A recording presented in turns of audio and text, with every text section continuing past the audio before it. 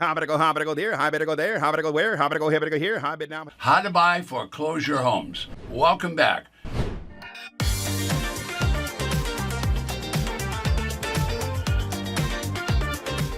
Now, today's episode is a discussion on how to buy foreclosure homes. Folks, this is a big business, and it doesn't matter what the economy is, it's always a big business. Now, I'm Ted Thomas, and I've been involved in real estate for my whole adult life. I formerly was involved in foreclosure real estate, but over the past 30 years, I became an expert in tax-defaulted property. But today we're going to talk about how to buy foreclosure homes. All right, so prior to getting involved, as I mentioned, I worked in foreclosure market, and that market is huge, but it's nowhere near as lucrative as tax lien certificates and tax deeds. It's a much bigger market, but you're doing business with the banks and with the federal government in most cases to buy these properties. Now, if you buy them pre-foreclosure, that isn't our subject today. Today we're talking about how to buy foreclosure homes. Most people buy them at sheriff auctions or trustee sales. All right, so when we're discussing this, we're really talking about institutional business because these properties are sold at sheriff auctions. I got 125, now 50, 150. Would you been buy 50 anywhere? 50? And the bank is trying to recover the loan that they had on the property. So I'll give you a brief history. Prior to 1986, the United States had a large group of lenders which were called savings and loans. Now, the Congress chartered those businesses just to lend on real estate for private owners and for small office buildings. All right, now that became a big, matter of fact, a huge business, but it all crashed in 1985, in 1986. Now, what really happened? Well, it boomed for years and went up, and it got so high that they were getting very arrogant about the way they lent money. They would lend money to anybody that could sign a document. So what happened? Well, we had a lot of people buying property that weren't qualified to buy the property. What do I mean by that? Well, folks, they didn't have enough money for a down payment, and they didn't have assets. And what they were doing is they were just signature loans, and the local savings and loans were not checking thoroughly to see if those people were qualified and able to make the payments later. All right, so everybody was speculating. The banks were speculating. The brokers who were selling all the loans were speculating, and the people that were buying the property were speculating. So the properties kept going up in inflated values. More and more people get into the whole thing. And what would happen? What happened? Well, the builders, they built more properties. I mean more. They built thousands more houses, and they built thousands more office buildings and thousands more apartments, okay? Sure enough, all of those were at inflated prices. People were buying, and they weren't qualified for those loans. So when the crash happened, it was mammoth. It was nationwide. Some states like Florida, California, Texas, those are boom states. Well, the markets just absolutely caved in. But nationwide, people were abandoning properties everywhere. Why? Because they couldn't be sold. So millions of lives were ruined. Trillions of dollars just was lost because the savings and loans had failed. They had lost all their money. They lost all the investors' money. And in some occasions, there was more than 1,000 savings and loans closing the doors down in one day. And that ended that business, and it absolutely stopped the stock market. And we had a real estate crisis in the United States that was huge. So what happened? Well, the federal government had to step in to save everybody, and they didn't save the investors, they didn't save the property owners, and they didn't save the property. All the property dropped down in some cases to 90% depressed market. All right, so the properties were worthless. You could buy complete apartment properties, big buildings with 250 units in it for less than $1,000 a unit, less than what the rent would be, because there were so many all across the United States. So to say the properties dropped 70, 80, 90% would be an understatement. To say that 500-unit apartments would close and they'd have to put a fence around it. To say that 300 or 500 properties in a subdivision would just be with the doors left open. People just abandon everything. There's so many depressed properties all across the United States. So today we're going to talk about foreclosure. And I can assure you, in the good markets and the bad market, there's always going to be bank foreclosures. Why? Because of the lenders, okay? All right, now the lenders that require a 20% down payment, that's a sufficient down. That means you got sufficient money in the game, and then they loan 80%. But the politicians, well, they're always lobbying the Congress to make the loans only 2 or 3%. Well, the banks that want to protect themselves, they're really cautious. What they say, no, we want to get 20% down at least. Even at 20%, if you lose your job, have a divorce, well, your situation is going to be dire because you're not going to be able to make your house payment, and that property is going to go to foreclosure. Now, it goes to foreclosure, it's going to be sheriff's auctions in the United States. They're in every county in the United States. There's sheriff auctions, all right? Or there's going to be trustee auctions in the South and in the West. This is a massive market. It's never going to go away. But if you want to do business in the foreclosure market, every broker in the United States wants part of that action. Why? Because the bank will guarantee they're going to get paid. In many cases, the bank will lend money. In other words, they take the money that you pay them, and they'll lend it right back so that they can get the property sold. It's a difficult market. There's plenty of it. People do make money in it, but understand, once the federal government allows 3% down payments, those properties can easily go into foreclosure at the slightest dip of the economy. But that means if that person loses their job and they don't have reserves, well, that property is going to foreclosure. Or we get what's required today is a husband and wife working, and guess what? If one loses the job, how is the house payment going to be made? So it's a real challenge. So what happens is if you have low down payments, well, then you're just, the economy is just waiting for a real estate crisis to happen. You see those little white circles? That's how many auctions are taking place within that state in the next 90 days. This calendar updates every single day. I'm here today to show you how to make money. To do that, I'm going to show you briefly that there are thousands of tax defaulted real estate properties across the 3,000 plus counties in the United States. This is quite interesting. You're looking at the Ted Thomas Magic Interactive Map and Auction Calendar. It changes every day. Now, I created the calendar and the map so I would know how many auctions are taking place every day in the United States. Now I can show the little guy how to make money.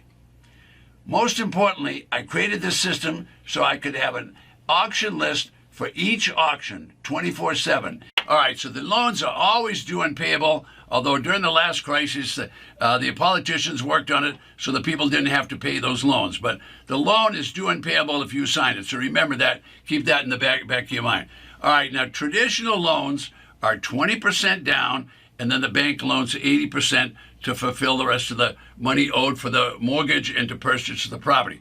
Obviously, if you lose a job, even at 20% down, the chances of foreclosure are high. So what am I saying? I'm saying it's an abundant market, and we're going to talk a little bit about it. It'll be around for a long time because foreclosure's been around since people started lending. Now, all that's happening in a foreclosure is the bank wants their collateral back.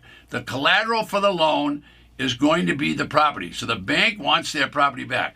So if you put 20% or someone puts 20% down, they can't pay any longer, then the bank has to foreclose. That's a process. They're going to send a lot of due process notice in the East. It's going to involve a judge. It's going to involve an attorney. It's going to be a very cumbersome process. All right. But when the property comes up for sheriff's auction, that property will be sold, listen closely, will be sold at the minimum of the bank's amount due. In other words, if the bank had a loan, that's what they're going to start the auction at. All right, so that might be 80% of value, or it might even be 100% of value if the values have dropped. The bank wants to get their money back. They don't want to take a loss. All right, now do they have short sales? Well, that's another subject. I don't have time for that today. So if the bank loaned $100,000, they want to get $100,000 back, so they're going to try to get $100,000 at that auction. Well, if the property isn't worth $100,000, they're not going to get it. So then the bank's going to have to eat the property. They're going to have to eat that loan. It's going to be a problem. And that could cause the bank to fail. And that's why all the savings and loans failed, because the market values dropped and they were way below what they had lent on the property. All right, now there's going to be hundreds of these properties. Every county will have auctions, all right? Now, it's not basically the county auctioning like it would be at a tax auction. It's going to be the individual banks, Bank of America, Wells Fargo, Regions Bank, you name a bank, and they are going to have loans. And when they have loans, they now have to hire an attorney, sue somebody with an attorney, get a judge to make a ruling on it at a sheriff's sale. However, in the West, they use a deed of trust. So it's going to be a trustee sale. You're getting my point. There's going to be plenty of properties for everyone. All right, now these auctions are final. When the gavel comes down, you're going to own that property, so you're going to have to qualify to buy that property. You're going to qualify with money. So when you go to the auction, they're going to check it. They're going to look and see that you got the money. If you don't have the money, they're probably not going to let you bid. So what's the sense of you bidding if you don't have the money? So you're going to have money at that auction. How much money are you going to need? At least the amount of the minimum bid at the auction. They don't let the auction go down. It only goes up. The auction doesn't go down. It only goes up. So keep in mind, sheriff auctions are really called foreclosure auctions. They're done by the local bank. Every bank will have bank foreclosure auctions. That's happening every single day. You can go to the local county records. They'll give you a list of those. A small county could have as many as 100 every single month. A big county could have 500 every month. A big county meaning in population. All right, so you're getting the idea.